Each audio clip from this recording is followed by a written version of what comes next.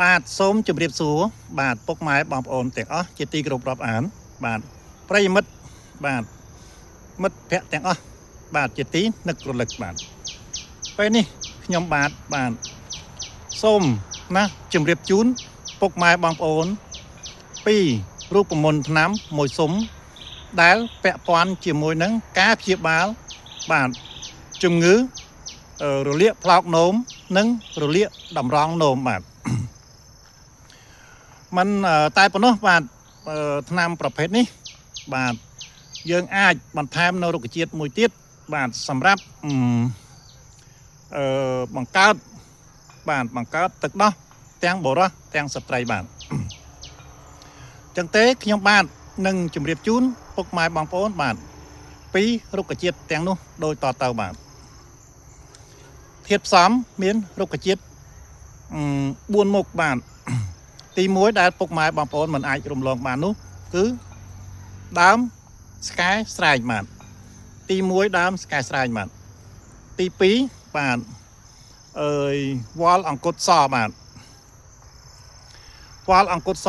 សម្រាប់ព្យាបាលបាទតម្រងនោមបាទហើយជាឱសថលើកកម្លាំងផងដែរបាទចំណែកទី3បាទវល្លិញោព្រៃបាទវល្លិញោព្រៃសម្រាប់ព្យាបាលបាទរលាកផ្លោកនោមបាទចំណែកទី4នោះគឺវល្លិប្រឡៅពពែបាទវល្លិប្រឡៅពពែសម្រាប់ព្យាបាលតម្រងនោមផងជាសម្រាប់ជំនួយកម្លាំងផងនិងសម្រាប់បង្កើននៅទឹកដោះផងដែរបាទហើយសម្រាប់បង្កើនទឹកដោះបាទទាំងស្ត្រីនិងបុរសបាទ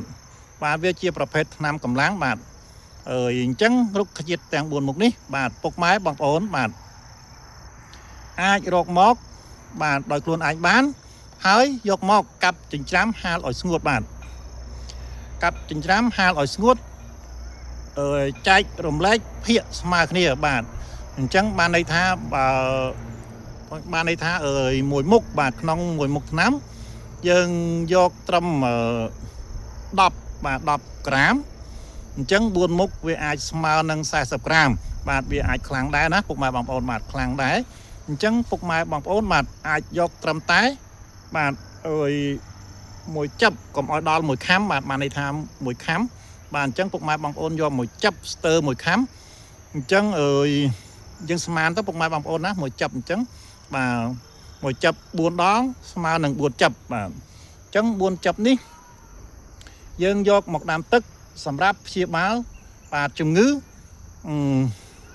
រលាកតម្រងនោមនិងរលាកផ្លោកនោមហើយសម្រាប់បាទជំនួយកម្លាំងបង្កើតទឹកដោះផងដែរបាទ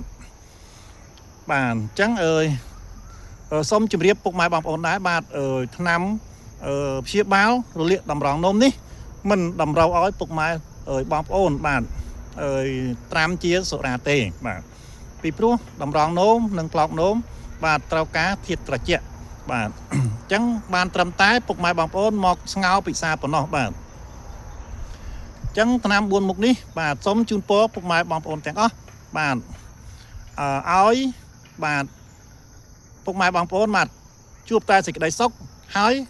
កុំជួបប្រទះនៅជំងឺដែលដូចខ្ញុំរៀបរាប់ខាងលើនេះអីបាទសូមជូនពរពុកម៉ែបងប្អូនទាំងអស់ជួបតែសេចក្តីសុខសេចក្តីចម្រើនសូមអធិស្ឋានចំពោះពុកម៉ែបងប្អូនរាល់កំហុសឆ្គងបាទពុកម៉ែបងប្អូនបាទជួយកែតម្រូវខ្ញុំបាទដោយសេចក្តីអនុគ្រោះផង